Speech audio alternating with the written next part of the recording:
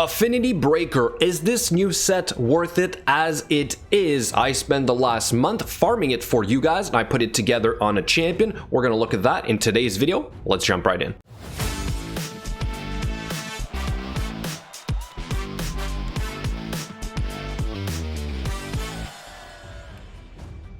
Another reason I decided to build an Affinity Breaker set is because we're about to have new dungeons, new dungeon levels, therefore the affinities that we're used to are going to change. So with that in mind, I figured why not put it on the one and only allure, right? So I managed to put one set together and I actually built a second allure. I'm thinking two of them might be needed to actually get the benefit out of this because the percentage chance is so low of this happening that it's hard to see if it's really worth it. And I think that number one, a small criticism here for Plarium, they should add literally a pop-up message when you're in a battle that says it procced, because right now it is so hard to see. But anyway, let's go over this champion before we get to the runs. So I have this allure right here at 227 speed. That is mainly for the Scarab King floor 100 when we're going to get there.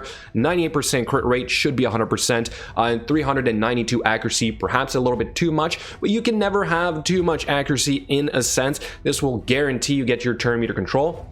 It is crucial that you get this. If you don't get turn meter control in the new build that I'm using, you're going to wipe. I literally dropped an entire champion Armorger to replace it with a damage dealer to hopefully speed up my runs. So this is a little bit risky, but now I'm banking on Affinity Breaker sets for two allure. So we have one build. This is the only one we have so far. The skills are not done on this champion. As for the masteries, they do not need to be done here either, but I will eventually finish them, and I would suggest you go for Giant Slayer. We can look at the second allure that I have, which is fully built. She used to be in the Nether Spider team. Now she's only used for the Scarab King because the Nether Spider has the mechanic has changed, therefore our teams are a little bit different now. Okay, so I do use Giant Slayer right there. I would strongly suggest you go for that. She's not built as a nuker. We know she can hit hard. That is not what you want from her. You want her to be fast, have enough accuracy, and have the Affinity Breaker set to hopefully prevent some of the weak hits.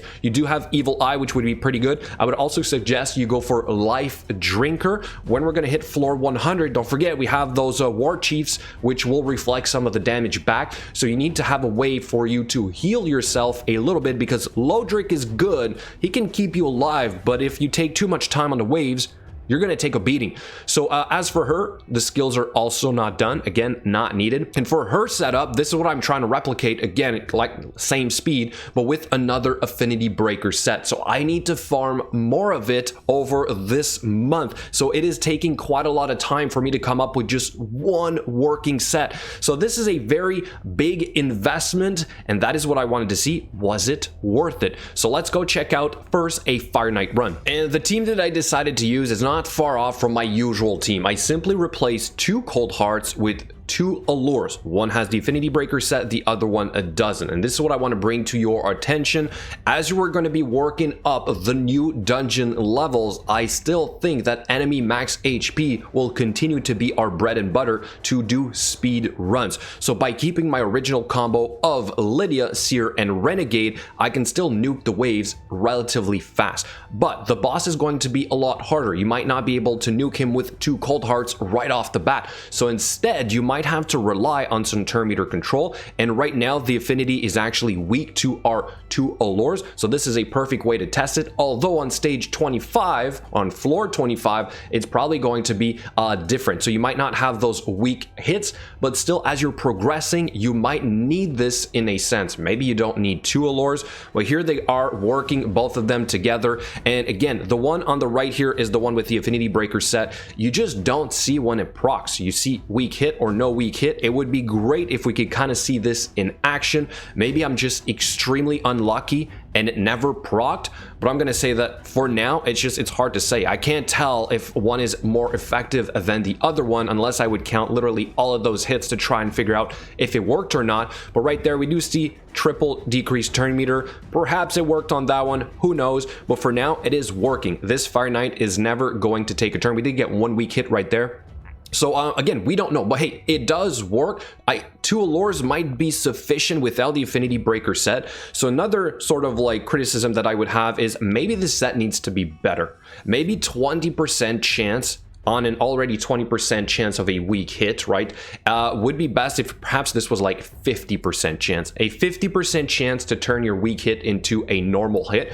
I think that would make it really, really effective, right? So there you have it. This is the Fire Knight run. Now let's go over the Scarab King. And before we get started, let me quickly talk about the evolution of my team to get to this point. This was the first time I completed it. As you can see, 9 minutes and 12 seconds. The second time we attempted this, we got a little bit more efficient. We went with Metal Shaper, Fenax, Allure, Cold Heart, and Armiger. But now the goal was to bring in an even bigger damage dealer, which is Septimus. I also wanted a little bit more turn meter control, therefore dropped Armiger for that second Allure. But the only way this would work, as I think it would be with the 2 Affinity Breaker set. So let's go over this run real quick. We're not going to watch all the waves because it is a little bit long, but Septimus is pretty clutch, especially for floor 50, because he has the ability to ignore the block damage, which we're going to see on this run right here. Okay, so first of all, he deals a lot of damage himself, but pay attention to this guy right there. Boom, revive, boom, ignore block damage.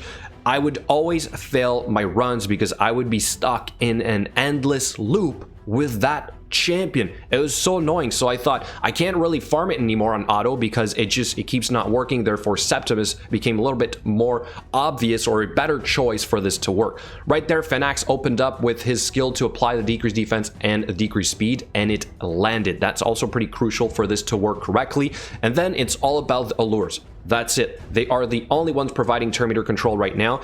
And although this Scarab King has 200 speed only, so we are about 30 speed over him, it did work. But again, we can't really see the Affinity Breaker set proc on the allure on the left right there. But as you will see in a couple seconds here, this is my fastest run so far for this floor, which is just about 2 minutes. So now the question is this some kind of record for my account? We're going to check that in a second, and I will also quickly show you guys the gear on Septimus because he's pretty important for this, right? So this is the team right now. We got 2 minutes and 1 second. This is a record for my clan, and unfortunately it's still not a record for global. We have a minute and 40 seconds to beat, so perhaps eventually I can work with different champions or simply improve the gear on my Septimus because he is wearing the gear from Armiger. So I literally just grabbed the gear and I moved it over. That means he has a defense % chest. This could be attack. Maybe it would be even faster. We do have crit damage gloves, basically anything with speed and crit rate. Accuracy, we're not too concerned with that. We were on Armiger, but on this guy, not as much. So maybe I can optimize this in the future. Crit damage right here, attack for the banner. All the skills are obviously done. This is what I was talking about, ignore shield and block damage buff. So again, Septimus is kind of key for specifically that floor. And for the masteries, we do have Helm Smasher on this guy. I think you guys can see this down there. Sorry, right here. So anyway, that's it, guys. There's my new team for my fastest run. This was basically also a look on the 2 Affinity Breaker sets. Will I build the second one? Yes, and then I will report back on this for you guys. Here's a quick snapshot of the Great Hall. Thank you so much for watching, and I'll catch you guys later.